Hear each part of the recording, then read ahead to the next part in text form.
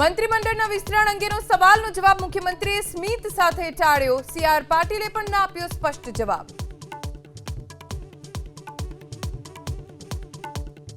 મંત્રીમંડળનું વિસ્તરણ આવું કઈ થવાનું છે એટલે કહીશું તમને પૂછ્યા વગર ના કરીએ તમને કયા વગર ના કરીએ।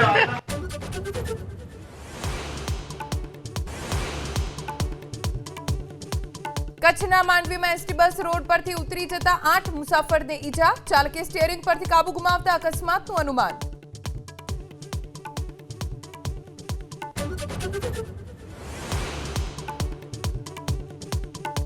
વડોદરાના લાલબાગ બ્રિજ પર કારમાં આગથી અફરાતફરી। સદનસીબે કોઈ જાનહાનિ નહીં, કાર બળીને ખાખ।